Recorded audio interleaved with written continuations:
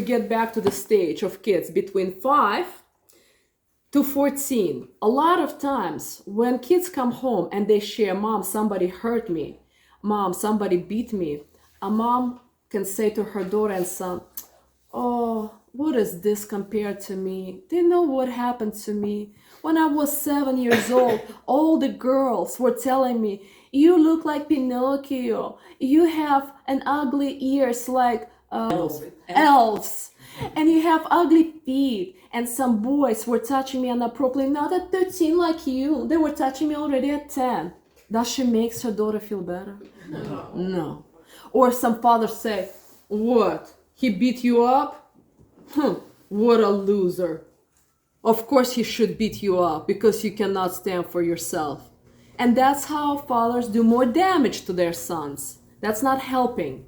And a lot of parents are doing this without realizing because they're repeating the cycles. Their parents did that, okay, and their parents did that. But those parents weren't living in the 60s and 50s. Now we have internet. Now we have self-help books. Now we have therapists, very affordable therapists. Now we have a possibility to change our life. But the key and the formula to the changes, do you want to guess what is the formula for a change? The desire to change? Yes, obviously. But the main ingredient is not to try to change overnight. Because when we have expectations, we want our kids, we want our husband or wife to change now. But the changes happens gradually. Gradually. First you start to walk 1 mile. Then you start to walk 1.5 miles, then 2 miles, then you start running, and then you start running more. Or you start listening to lecture 15 minutes, and next 20 minutes, and then 30 minutes, and then you start running with it. But everybody wants constant change. And by the way, that's why we're hurting our husbands and our kids. We're not giving them a chance. It's like 1 step forward, 1 step back, 2 steps forward, 1 step back, and we gotta acknowledge them for trying to change, for trying to work on themselves. Now, we're moving to the third, and the third stage, it starts at 13, for some it's 14. Do you wanna guess what is the next stage? 13 and going forward, it's the stage called friend. Very good. This is one of the most difficult stages. Thank you so much, Alona. Because we want to feel that we were authoritative until they were 13 and 14. And we want to continue stay authoritative. I gave you birth, do what I say. I told you you're going to be a dentist, be a dentist. I told you to be a lawyer, be a lawyer. But that doesn't work this way. You gotta, thank you, Alona, you gotta feel them. And that's what we're gonna talk very quickly, very shortly about their 7.5 characters. It's your responsibility to find their character, to understand their character and what's their purpose in life, and not do anything that goes against their will.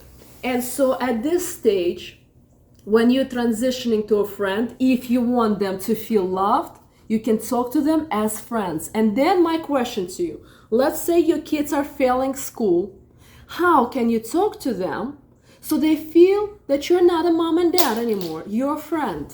Because that's the only way you can influence them. And by the way, if you previously failed in the stage 0 to 5, 5 to 14, kids at 14 not gonna listen to you. And then you're gonna say, it's hormones. It's like one time my husband was sitting and watching Lord of the Rings. I cannot stand movies like that. But I was cooking in the kitchen and I was looking at these goblins and he asked me, honey, why are those goblins are so old? And I said, they're just old, right? And it doesn't make sense. But same thing with kids. Parents blame everything, hormones. Hormones, they're hormonal, they're adolescents, they're teenagers. Hormones just adds to the problem. But the real problems are who? Parents. Parents who did not build a relationship with them. And so now teenagers don't listen. And so my question, your kids are failing in school. They're not doing good. You want to motivate them. How can you talk to them? So I'm your daughter. I am not doing good in school. How can you motivate me? Give me examples. How can I help you? I think just to listen to them. No, like, I don't need your help. What if, like, I notice that, you know, you're not doing as well as you used to in school. What's going on, sweetie? I just don't like it. I think school is stupid. So what do you want to do? What I Instead of want, school? I just want to stay home and talk to my friends and go dancing and partying. That's all I want to do. Keep trying. I will call you in this moment. Let's I will call you in this moment. I don't have a problem. go, Alisa. But keep trying. You're parents, right? And I'm failing school. Yeah? Keep Okay, trying. Maybe you want. Let's go somewhere for 2 weeks and have fun. Or you can go with like. I can go with my friends. No, Mom. You're boring. I want to go with my friends. Keep trying. Oh, I'll give you easier because as a parent, you don't see it. You're my girlfriend. We decided to learn Spanish. We're going to Spain.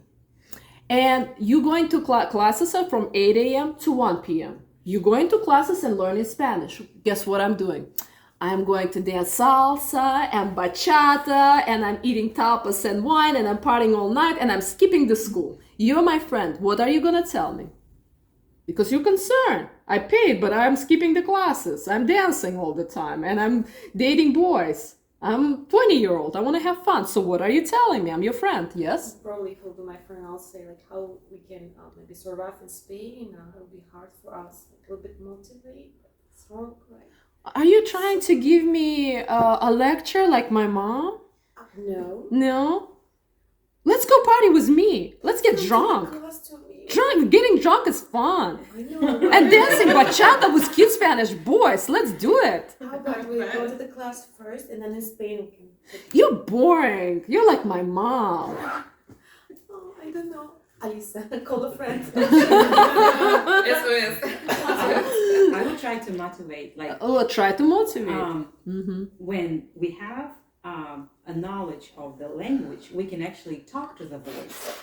We can make it, and not just to dance with the boys. And You know maybe what? get a boyfriend. Honestly, Alina, when we drink wine, we don't need a language. We're having a good time dancing. Trust me. Just go with me. I'll teach you. You don't need Okay, who want to Spanish. pay for that? I have money. Mom gave me enough money. Let's go. Let's have party. Okay. This is different. I will try to do as a for the children actually, and I caught myself. I would start doing like, if you don't do this, that's what will happen. I just caught myself thinking of that. About consequences. If it was truly my friend, I'd be like, why are you throwing your money away? You paid for those lessons. Because I really, and one time in my lifetime in Spain, I want to get to know Spanish boys. I'm finally out of mom's and dad's home. I can do whatever I want. Let's do it. Why are you not getting me? Just shake her. You see? And this is the problem. You don't know how to be even friend to me. And consider, how can you be friends to children? The biggest ingredient in the friendship, do you know what it is? Trust. Acceptance. You don't have an attachment that they're gonna go party or go to classes. You accept them. You're not attached to the result. You're telling them, hon, I think I want to give you an advice, but don't take it if you don't want to. But I think it will be good if you can learn at least Spanish for a couple of hours in the morning and the rest of the time party. You want to try to do that? And the friend says, no, I don't want to. Cool, you don't have to. I love you anyway. Ciao. It's not attached to the outcome. Do you get that? Yes. They don't care. They'll care, but they want the best for the friend. And the friend doesn't want to study. And it accepts that it doesn't want to study because a friend has such a strict relatives and mom and dad that it wants to party. It's like, oh, I got you. Have a good time. Do you get that? Yeah, but I have a question. If it's okay, if it's a kid's like teenager says, I don't want to study, this and this, and just for example, we're with a family, so we're taking care of him. It's okay to say, look, if you don't want to study, it's fine, but you just need to know that we're not going to support you. No, that's a punishment. It's even worse because this way you're gonna isolate. Do you remember about the parents whose kids got heroin addict and were dating one drug dealer? So the father, when he found out first that one of the daughters were dating a drug dealer who was 25 years older, he punished her by locking her up in the room. Guess what she did? She escaped. Yeah, she broke the window and escaped. That's how they lost one daughter. Then they did punish the second daughter and say, if you're going to talk to her, we're going to lock her up. She was trying to help her sister. She talked. They locked her up. Guess what she did? She escaped. And that's how they lost two daughters. So the punishment, my friends, doesn't work. The reason why you're even punishing your kids is because you don't have a relationship with them. So now, but how can you motivate? Be with me. Be with me. So I remember years ago, one of my clients came and he'd gone through therapy years ago, and he said, Alisa, my son has a problem. I said, what's going on? He's like, he's 14 and he's already smoking weed because we smell weed all the time in the bedroom. He hides it, we cannot find it, but it's always there. I said, got it. He said, help me. I said, I don't need your son. I need to talk to you, but you're not gonna like it. He said, what is it? I said, well, consider that your son has a problem, but he's not even sharing with you. And so your job is to sit down and smoke weed with him for weeks until he opens up to you and shares why he's smoking weed in the first place. And so he smoked with him once, he smoked with him twice, he smoked with him 3 times. On the 4th time, he shared what he's going through. And Dad started crying and he said, please forgive me for judging you. You always have my back. And then he said, but you know what I think? Please forgive me for violating you. But would you consider to now just being friends with me and sharing things like this and stop smoking because you're damaging your brain? And the son looked at him and he said, sure, Dad. Because he shared what he was going through in school. The reason why I don't want to share, because I know they're going to watch this video. So consider that we as a parents, if we don't transition to the friendship and we don't accept them for who they are, and if they're not sharing what's going on in their world, we cannot influence them. Because if we try to be authoritative, they're going to continue to isolate from us. And at that stage, what do you think girls do at age 17 and 18? How do they escape authoritative parents? Getting married. Number 1, either getting married. Do you know to whom? Someone. Anyone. Doesn't care, just to escape the parents. And the second, they go into college in a different country or different state to just again escape parents. Obviously, boys do go to college or just run away from home because nobody wants to be with authoritative parents. So now raise your hands if you feel and you remember that your parents were constantly telling you what to do. Yes, how did it feel? I live here now. You live here in the United States. Very good, thank you, Alina. Same thing, you live here. Who else? I mean, exactly. I mean, I told my parents I'm going to study as far as possible, that it takes you 2 days to get to me. And I'm going to make sure you study in this, like, an hour away. Yeah. I got in 2 exams, 2 days like in South India, 1 in the state. I screwed up the barcode of my state just because to run away from the house. Yes, absolutely. Thank you, Amit. Because again, if parents don't transition, they lose their kids for good. Because kids will use other friends who don't know anything about drugs, they don't know anything about pregnancy, don't know anything about marriage, but they will use that from other friends' information and going to make so many mistakes because you lost their influence. And by the way, again, it's not like you've lost it at 14. You didn't build it up to 14. Do you get it? And then you're just going to be blaming hormones. It just has a hormones. Hormones have had nothing to do with it. It just adds to it. But hormones is not a problem. So with that said, I know there's much more to it, but I want to go into the next lecture. Any questions about that? How to raise kids 0 to 14 and up? Any questions? Yes, Lyudmila. But is there any possibility if you missed before and like at the age after 13 to make it up somehow? Good question, by the way. There's nothing you can do if you messed it up at age 10, 11, 5, or 4. Start doing right where you start. That means now you have this knowledge. At this point, you gotta already start transitioning to friend.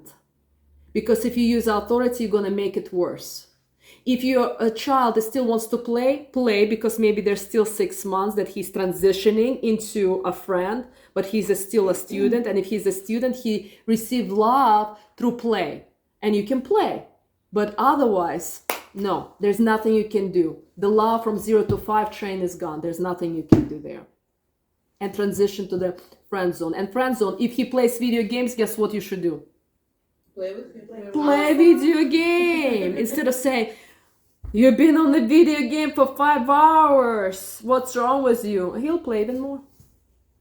Yeah. So do whatever you don't like with him. Yeah. Especially that during this time. If it's a boy. Yeah. Any other questions? Good question, by the way. Any other questions?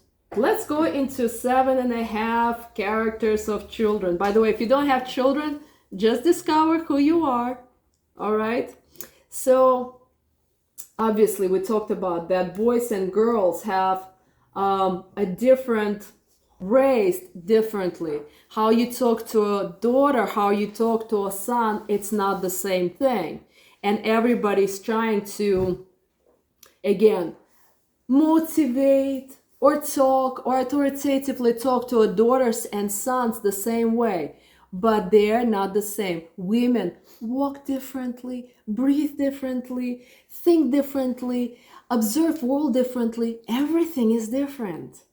But in the United States, it feels like now, like everybody's unisex. When I went to the museum of Titanic, oh wow, you see ladies like deers, the way they're dressed, the way their hair, you can tell it's a lady, it's a woman, or a man with mustache, wide shoulders, and the suit. You can tell it's a man. Now sometimes when I walk in the airport, no matter in which part of the world, for the most part, I'm like, is this a woman or is this a man?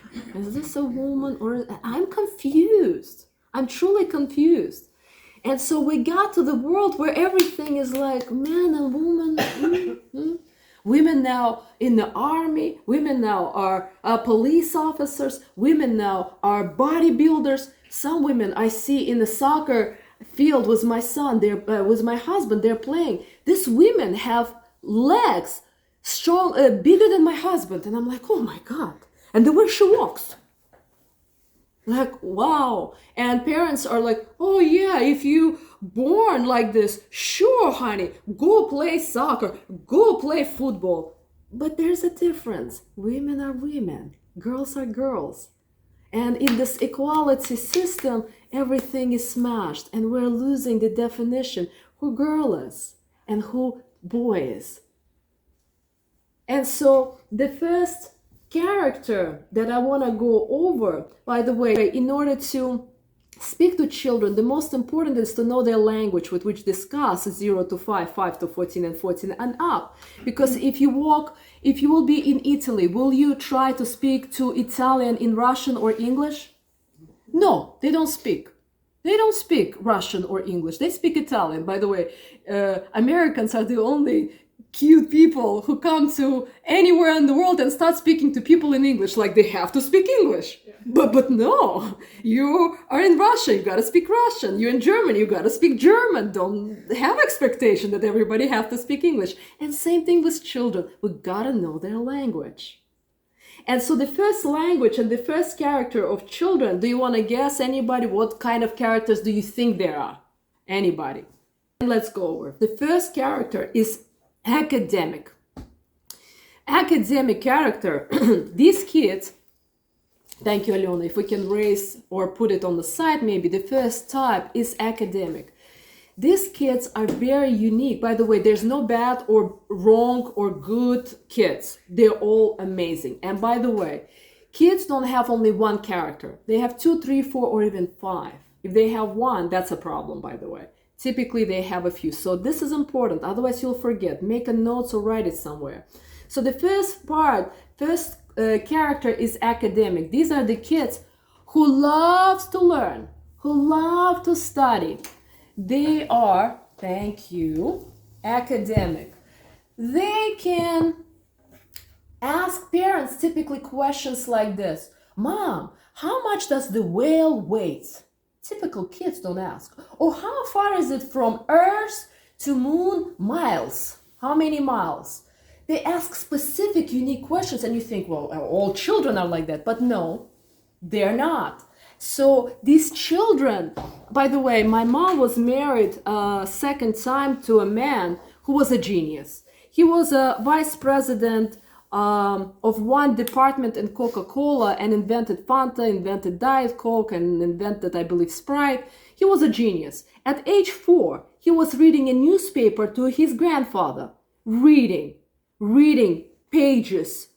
And he was talking so much that the grandfather had to teach him how to read and write. And he's like, every morning during the breakfast, I was reading to my grandfather how to all the news. And so I knew everything that was going on in India. And he was from India. And he was a genius. He knew a Coca-Cola formula that is, I believe, 16 or 18 pages that he said all in his head. He knew economics, he knew geography, he knew chemistry, biology, geography, politics, you name it. Walking genius. So typically these kids, you will never ask him, go do homework, because they will do homework on their own. I remember I was on the playground and I met a girl like that. She was age 2, Alexi was age 2, and a mom was telling me, oh, she already knows how to count 200 on 3 languages, Russian, French, and English. She knows the alphabet in 3 languages. And I'm thinking, oh my God, my son, I guess, has a problem. And then I'm realizing, oh, academic child. Of course, it's an academic child. You feel stupid next to them because they're genius, okay? And so to kids like this, by the way, anybody has kids like this? To kids like this, you probably have one character to them. If you see they're into Legos, you buy them everything Legos. You see they're into whales, you buy them 5 books about whales. You see they're into astronauts, you buy them 5 books about astronauts. What do you need as a parent to do? What is your job as a parent with kids like this? What do you think? To feed their passion. Sponsor. Yes, you gotta sponsor them. Don't be greedy. I remember our son was at age 3 into Legos. If you walk into his room and into his closet, I think we have over 2,000 Legos. And he was putting together Legos that was for kids 13 and 14 at age 3. He just got into it, you know. Now he's into Pokemons. My God, we have over 2,000 Pokemons. He's into something, we're like, okay, Pokemons it is. 3 months later, this it is. Your job is to follow and not restrict. Oh, I'll just buy you Pokemons if you're gonna get a good grade and if you're gonna be kind to mom. Don't do that. Don't do that. They're kids. Follow their passion.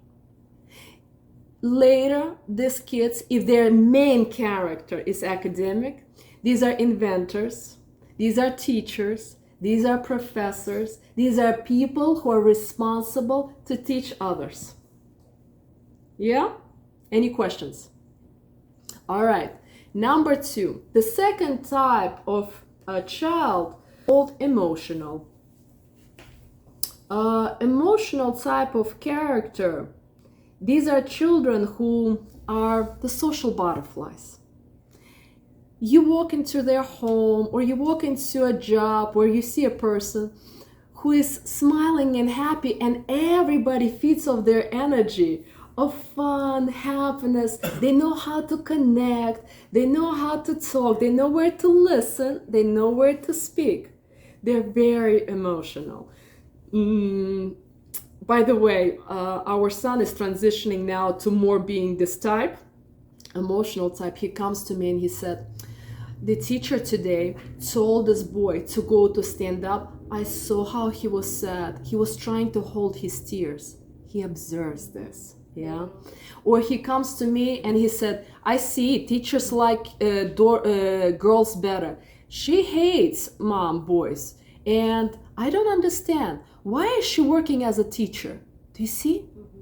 So these are the future therapists. These are the future philosophers. But again, he was for 2 years not this type. I'll tell you which one he was. But now he's transitioning.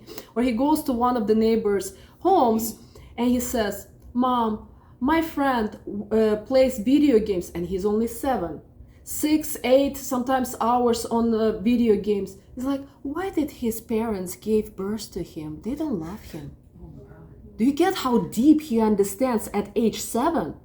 It's like his mom, when he doesn't listen to her, she puts him in the bathroom. Why is she doing that? He's hurt there. They're punishing. And he feels it. It's like, I've noticed, and he tells me, I see he's angry now. He's bored all the time. They're never playing with him. Emotional type of kids. Clear? What do you need to do with these kids? How can you make them flourish? Because what do you think is the most important for these kids? The emotional part. And where do they get that? What is important to them? To be listened to. Yes, but what else? Affection. Affection, but all kids need to be listened and affection. Give them opportunity to play and socialize with other kids. Yes, because again, when I see moms who are constantly taking them to different sports and everything, and I see they have emotional kids and our son is emotional, the most important is for them to socialize with best friends. That's how they grow and learn. But the moms are too busy. He needs to grow up to be a lawyer and be advanced. And so she, in her head, thinks that she's doing better by teaching him through other classes. But they need to bond with other kids through play, yeah? And so mom's job is to put him in the environment where he'll play with other kids and bond. Play dates with best friends, to socialize so they can bond, so he can have fun. By the way, in the first part with academic kids, all 7.5 types of kids flourish in the environment with kids like who? Like them. Academic kids will feel ashamed by being genius and smart with kids who are not geniuses. I remember in my school, one girl was genius like that. Back home, kids were beating her up for not letting, she was not giving everybody to cheat. And she was genius, nobody could keep up with her. She was very miserable. I felt very sorry for her, most of the girls, but boys were giving her a hard time. So kids, genius like that has to be with geniuses. Any question about academic or emotional kids? Number 3. Third type of character, sometimes it's called physical, sometimes it's called military. These are the future leaders. And so our son, for the most part, for 2.5 years, if not more, 4 years, he was a military type. He had little emotional, but for the most part, he was military. What are the military kids? They're bossy, they're fast, and they need constantly to be charged. Okay, can you do it faster? Can you run faster? Can you do this? And they like to boss around because they're strong. They need physical challenge. They try to compete with them in running. Nobody will win. They're the fastest. Try to compete with them in sports, boxing or something. They're the strongest. In the military, they're usually the strong, the tough. By the way, Pentagon in the 70s did the psychological test of personnel in military. 95% were not qualified to be in the military. Only 5% qualified to be in the military because they had this kind of unstoppable mentality. Like, yes, I'm gonna win. Yes, I can achieve. They have this kind of attitude. And they like to be challenged. These kids has to run fast. And typically in school, what do the teachers say about kids like that? They have what? ADD, ADHD, here's the pill. No, these kids are healthy. They're just military type of kids. They need to be exercised. Even girls? Huh? Even girls? Well, this is a good question. If a girl is a military type, do you think she needs to be in a karate or in a boxing or in the military? No. No. I think fun for me. I mean, But this enjoy is it. not necessarily military. It could be also perfectionism. I'm trying to be Is it that? Because military girls, they usually have a body of a boy. They usually, again, they naturally would tend to fight. They would naturally want to be in a football game, compete, I used to be the soccer. voice in the kindergarten. Well, maybe then yes. Yes. But again, we have lots of characters, so you had a little bit part of that, yeah. And so the parents' job, if they see that they have a military type of child, not to put them in sports for boys, because that's how, well, let's be honest, who would want to marry a girl with big shoulders, big legs? Men not going to be attracted to a woman with a body like a man, would you? I mean, no, obviously Some not. are though. Huh? Some men like. Feminine man likes women like that, but this feminine man need a protection because they did not get protected, and it's kind of abnormal to have a strong woman with big shoulders, big legs, with a little man, and then she's beating everybody up. Don't touch my husband, I will kill you. Wouldn't that feel kind of strange? Yeah. What to do with those girls then, if you see? Music, dancing, not professional again. Something feminine, sewing classes, whatever that she likes, art. So she can compete there. Not necessarily. It's gonna start, yes, because these girls like to compete and boys too. And so she can start coming down this military hormones, because Vedas are explaining that means in the previous life she was a man, she was in the military, and now she still carries that previous life into this life, and she wants to be a man and continue. But she needs to come down and accept that she's a woman. Woman dances, sings, plays piano, or things like that, but definitely not a football or soccer. And again, most people in this country like equality. I think equality in this case is doing more damage to women than good. All right. Any questions about military type kids? By the way, with one more thing. With military type of kids, if you go, for example, to a restaurant, or you're going to a train station, or matter, these kids cannot stay still. Emotional and academic. Academic, you can give them a book and they're gonna read. The second type, emotional, they will connect and they'll try to talk to mom and dad, have fun, or connect somehow. The third type, they cannot stay still. They will run. And the mom should carry timer. Okay, honey, how fast can you run? To this wall and back. He comes back and texts her. Can you beat 10 seconds? 8 seconds. Good job. Awesome. Can you do it in 6 seconds? He runs 6 seconds. Yeah. Now, do you see that wall? Run there and back. Let's do it in 8 minutes. And that's how she needs to challenge him up all the time. So he feels that, wow, mom is proud of him, and he gets his exercise. Because if these kids don't run, if they don't exercise, they won't fall asleep. They'll give you a hard time. Any of these children have their specific talent. First one is academic. Second one is emotional. Third is military. That is their main strength. What do you think damages their brain the most and kills their natural talent? Criticizing? Huh? Criticizing?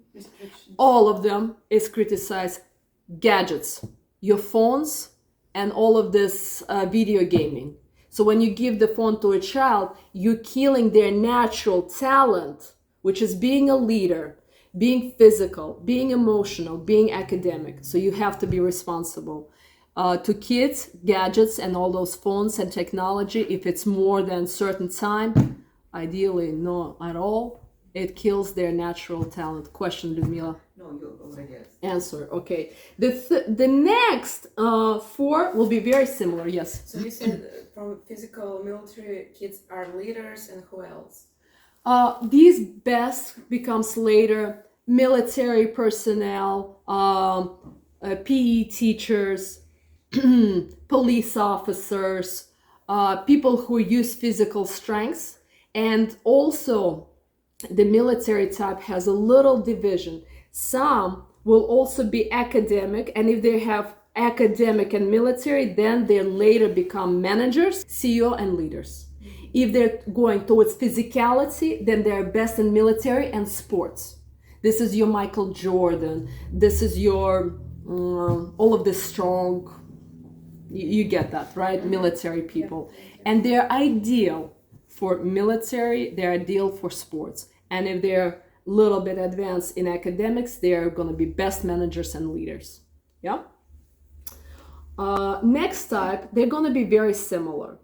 So the fourth type is going to be artistic. They are creative, and the first ones artistics. Now, if we were talking about that technology really hurts the first three, the last four hurts the most.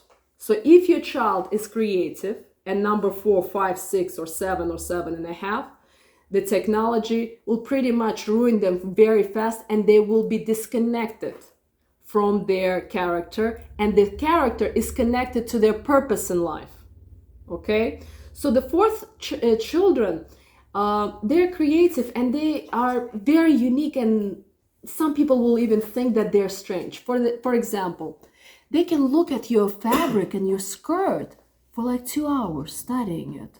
Like, they look at it this way and that way and this way and that way. They are creative and they're trying to absorb the fabric and the design and the art on the fabric. That's what makes them very unique and talented. These are the future, the people who are making the prettiest fabric for Versace or Dolce & Gabbana and all of this designer, artists, Frida, you name it. These are very talented kids, but they look at the world from a different lens. They look at the sky and they see a firebird.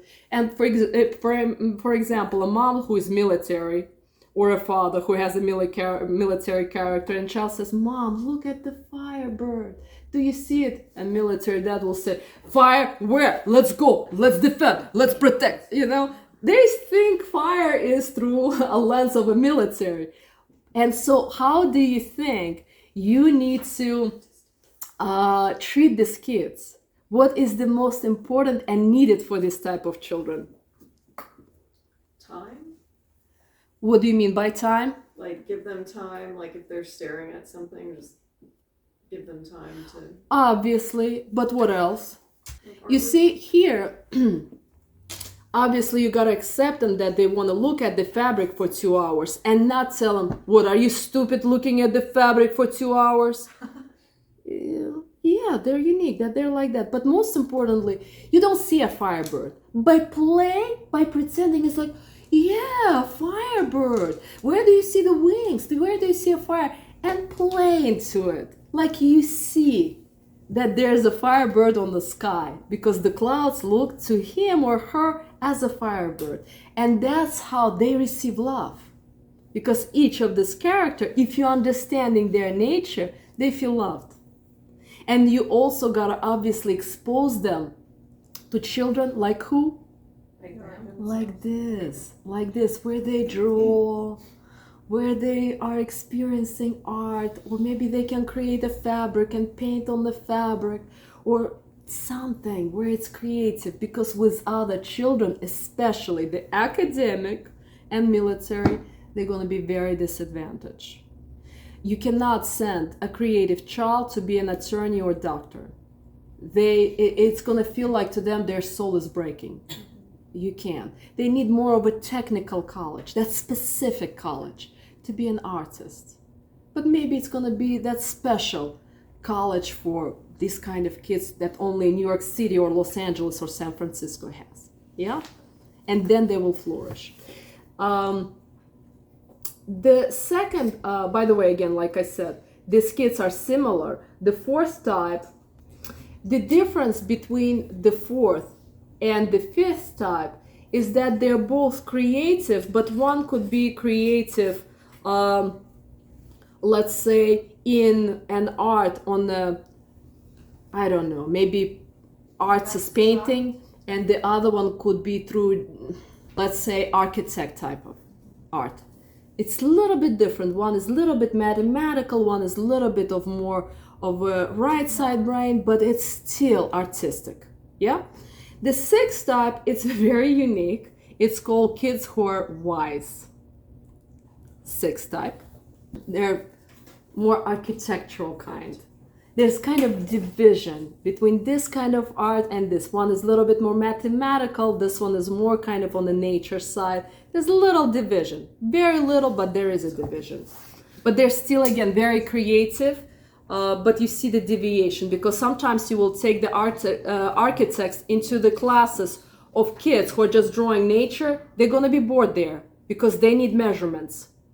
And so you need to see the difference between one and the second. The sixth type of kids, it's called wise kids. Wise kids are very different because they think that school, they're born like wise men. Their soul is already feels like they're 60 or 70 years old, even though they're 5 or 7 or 8. And they feel going to school is like a waste of time. Many children, by the way, are born now feeling that they're not getting anything in school. So they're very bored, not like typical kids. They literally feel like, what's the point? What's the point? They're already born with certain wisdom that they remember from previous lives, and they already have everything to live life. They are not connected to material world. They are usually become priests, pastors. They're gravitating towards spirituality and religion. And so they're like, why do I need math for? Why do I need business classes for? Why do I need money for? God will provide me with everything. They're living in a completely different reality. And so if a person logically look at this kid, they're like, you need to learn. You will need to provide. They would not even want to get married. They have a different sets of views on life. Any questions? Does anybody have kids like that? Yes. Do you want to share? Well, yes, I'm just confirming that. Yeah. Since he was born, he is like a little adult. Yeah. And he knows everything. Yeah. He doesn't want to go to, school, like children don't want to go to school for different reasons. Yeah. Like, but as you said, for this type of children, that is exactly like my son. He's saying it's boring. We don't learn anything. We don't need it. Yeah. Yeah. He already came with sets of things that makes him feel like he knows life and what's the purpose in life. And he will feel very disadvantaged by being in a regular school. So what do you think this kid needs? Private school. It's not just any school. What kind of school? Spiritual school. Yes. They need to be exposed to people like them who value not material things. They're already born above material world. And by the way, to kids like that, he is the best teacher to you because he is raising your vibration to understand that this world is not only about cars, homes, go to work and raising kids. It's much more than that. It's really having the relationship with God. And so parents usually have enormous jealousy towards this type and the next type. And the parent's job is to overcome that. They don't understand this concept, that why you don't need to go to school, and to accept them, because typically parents are jealous. It's like, why you think you're better? Fathers have a hard time. The next type of kid called intuitive. Thank you, Alina. Intuitive kids are very similar to wise kids, but they have even higher intuition, that they remember their previous lives and they know their purpose in life. They know who to be friends with, who to stay away, which job to take or maybe not. They're very bored in school. They're not interested in school. They're very similar again to wisdom kids. And they already have the knowledge, not just wisdom, they have intuition. This is not my school. I shouldn't go to the school. I shouldn't be friends with him. And again, parents are very jealous of these kids because they have strong intuition. And through this intuition, they know what to do right and what to do wrong. They know right from wrong. They're very advancedly rational, not for their age. Does anybody have kids like that? Parents are jealous or more maybe frustrated?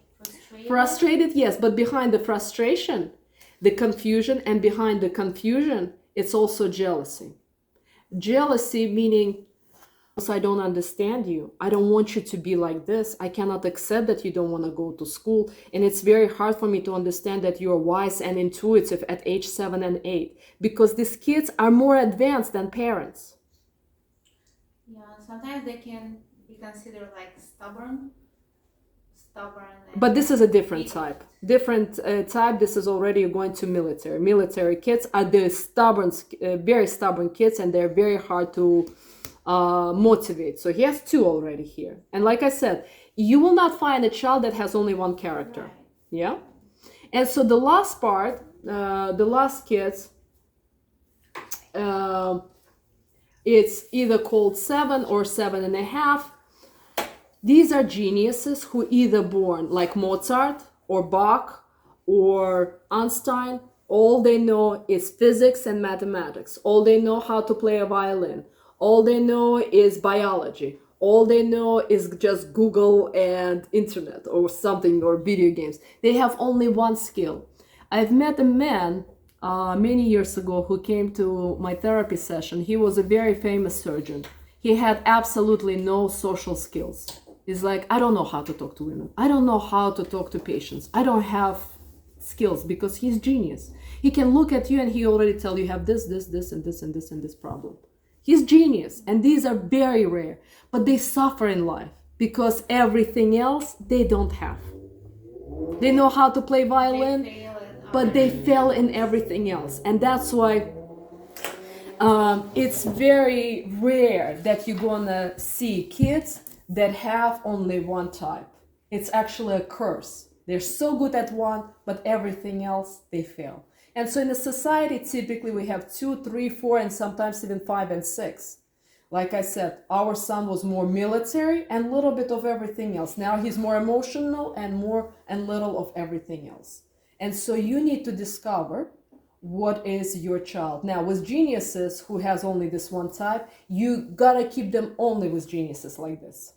Otherwise they have no chance. They will feel very disadvantaged.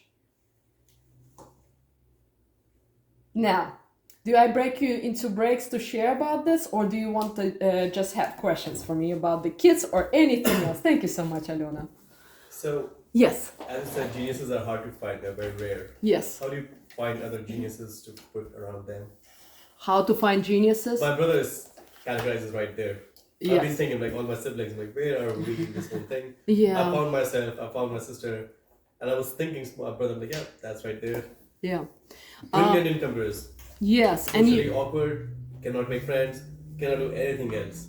One thing, and he's amazing. He's awesome at it. Yeah. But this is a good question. For these kids, they need to find a teacher, a coach, a trainer that will be into inspiration for them and teach them what they're good at. You don't need to teach them how to be good socially, how to be good at that. It's pretty much you will waste your time because that's not their purpose in life. Their purpose is they're born to be Mozart is to do what? Give music to people. They're born to be Michael Jordan. They gotta play basketball. It's their purpose. And so they need a really good teacher that can give them the craft that they're born into. If it's biology it is. And if you find a teacher, the teacher will have students that will be similar to him, because this kind of teacher will at least try to produce kids and talents like this, but they'll have to grow into it. But your brother, right, Yeah. is already has it, and so he will be already on top of the game. Yeah, I mean that explains why we're in the conflicts, because I'm a social butterfly. Yeah, And and he comes around and he just feels like out of place, and like, what is wrong with you? Like yes, and they need also acceptance. Don't try to change them, make them wrong, that they should be this way or that way, because they can't. They're just like this. Yeah. Cannot be constantly ever, because we're all evolving, we're all changing. But the three things that I think a woman should have developed for herself to be a feminine. You see, when a woman makes a priority in her life, not work, not material life, or to help her husband to pay bills, or to provide, because she has, again, husband, and she makes a priority a higher power, universe to some, or God, what naturally starts to happen to her, as she's starting to have spiritual journey, she naturally becomes feminine. She naturally starts to become compassionate. She naturally starts to become loving and kind. And you see, these are the qualities, if I'm wrong, Amit, men are seeking for. Isn't that true? That's true. Very true. Because a man wants to feel, he will feel confident, he will feel powerful, he will feel strong only with a woman who compliments him. And how a woman compliments him is by being kind, by being loving, by being compassionate, by being trusting. So there's not exactly three. It all naturally starts to develop, and she becomes kinder, more loving, more gentle, more patient. And all of these qualities, feminine qualities, are important for her man, and for her kids. Without that, a relationship where she constantly works and she provides and she does something, everybody's exhausted. She's exhausted, and everybody's exhausted. It just, this formula doesn't work. But again, don't try to change yourself overnight. It's little step forward. Little by little, little by little. Yes, Ludmila. Yes, I see that example like on my side and on many of my friends. They quit their work like after children were born, and they just stay home with kids, trying to provide home and not provide, take care of kids and home and husband. Yes. But what's happened, the husbands became more abusive and more kind of like, okay, you depend on me, so I do whatever I want. Yes. Very great question, and that's, by the way, one of the most questions that I get asked on TikTok and YouTube. Not every day, 5 times a day, the same question. So women are afraid, if I'm gonna stay home and quit job, I'm gonna fully depend on husband, he will become abusive, and he not gonna respect and appreciate me being a wife and a mother and stay-home mom. Because being a stay-home mom, it's by far much more difficult than being a provider and going to work. Going to work is, you can socialize, you have a good time, you can talk here and there. Being a mom and cook and understand your children and play with them, like whole spring break last week, I was tired, right? And so a woman's job is not to just quit her job. A woman's job is to educate her man. It's a woman's job to make him appreciate her, make him a provider, protector, because if he is abusing her, she is naive and submissive. Is with couple where she is now afraid to quit job because her husband is tyrant and he has abusive personality. And so to a woman like that, she needs to work on her confidence. She needs to work on her self-esteem and not allow him to walk over her. Because while we're sitting at the lunch, he texts her every 5 minutes and she's like, and she does this because she's afraid of him. And they have a relationship of a daughter and a father. Father abusive, and daughter is constantly afraid of him.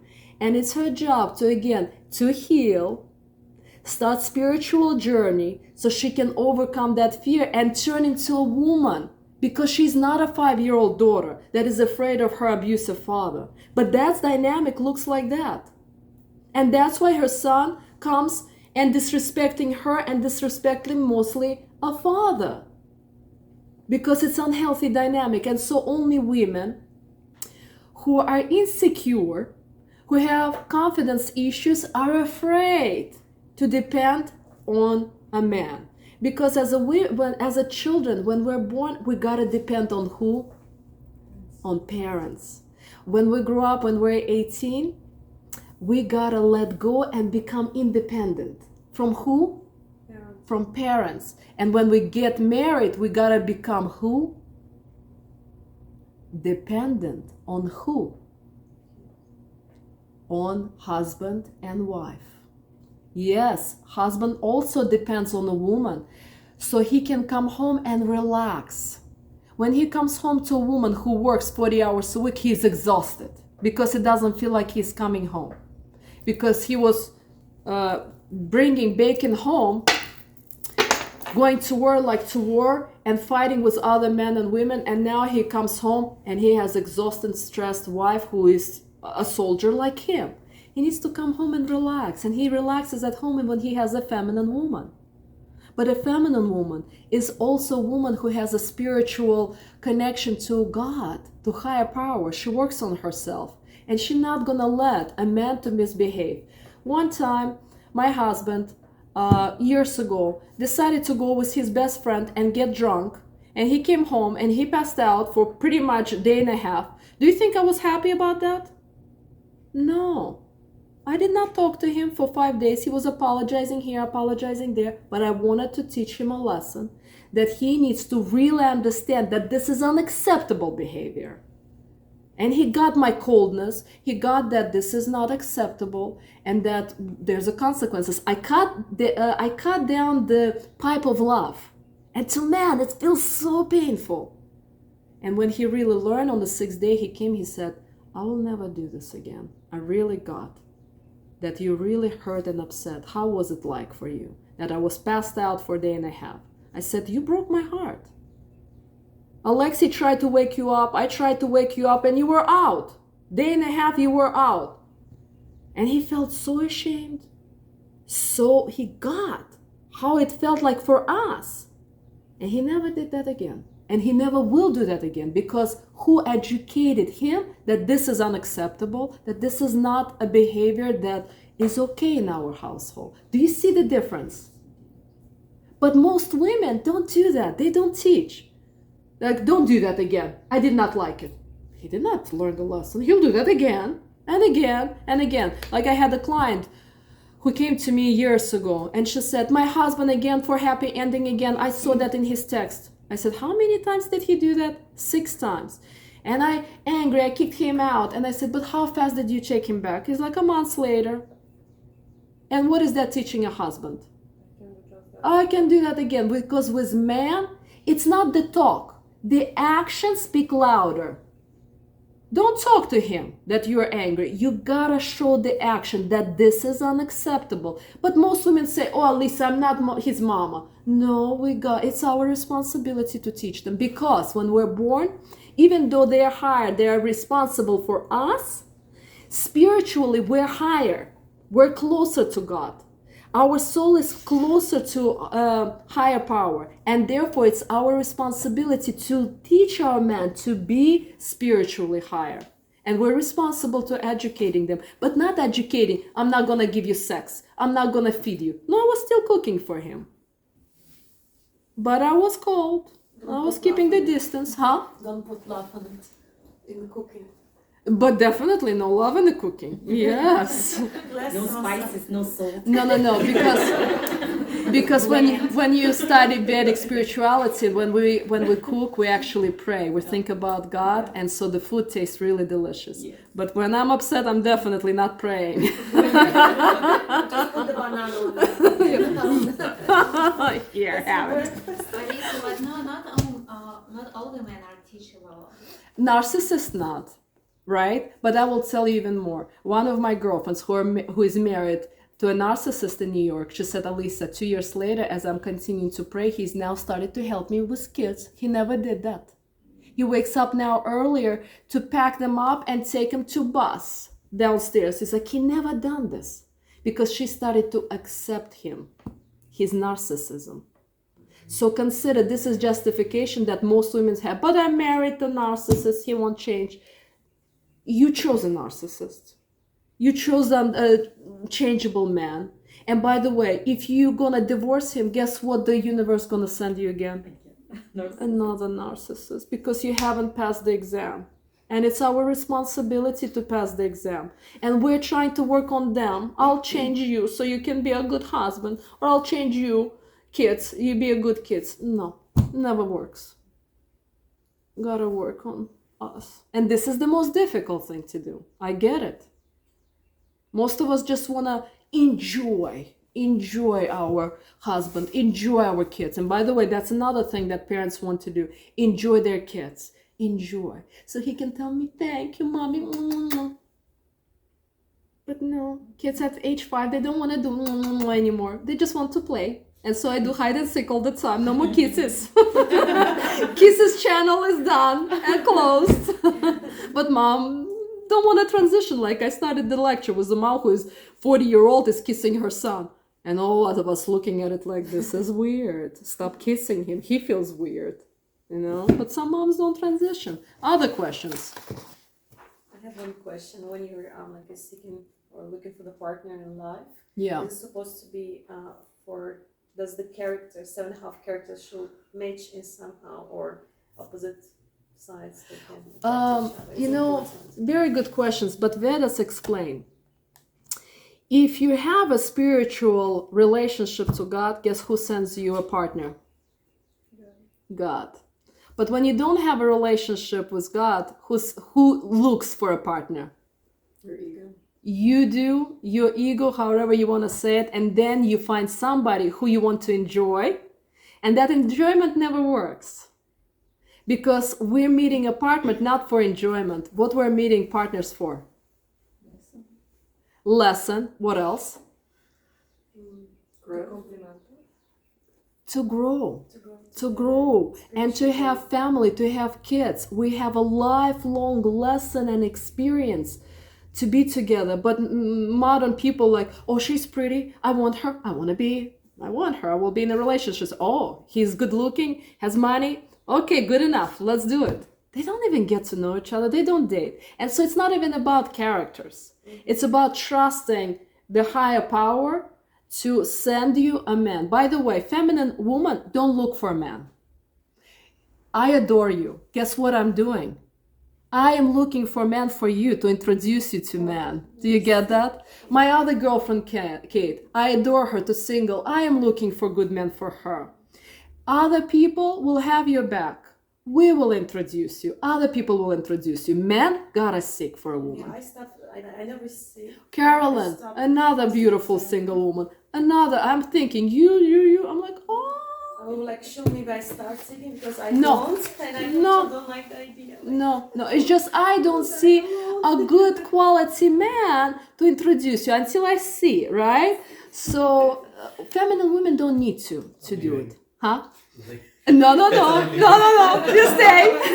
You're here for a reason. We have a really amazing bachelor. So ladies, just keep your mind open. So we have a Maharaja sitting here. And so, good question, but you got it. It's not about 7.5 characters. No, not at all. Just pray. Just pray and trust. Just pray and trust. No analysis. Because I'm artistic and you're engineer, so what we're gonna talk about, it's too much. Just pray. Yeah, like I have another question, and that's the most common question. How do you educate your man to be a provider? Be feminine.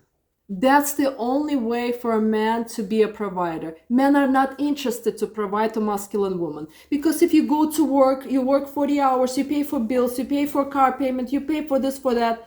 Amit, would you be interested to provide for a woman who works 40 hours so we can pay for everything? No. Men are not interested to be a provider to masculine women. And the moment you let go and you're like, oh, I have a headache, I'm tired, I don't want to work, I want to take kids, I want to cook. And the more you're shifting to femininity, the more he's gonna step up. But again, it's not gonna happen overnight. Friends, it took me 5 years to stop working.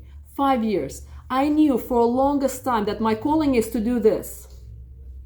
But it took me 5 years. So don't try to expect that it's just in 2020. It was like, boom, higher calling. It's like, that's it. You cannot do it anymore.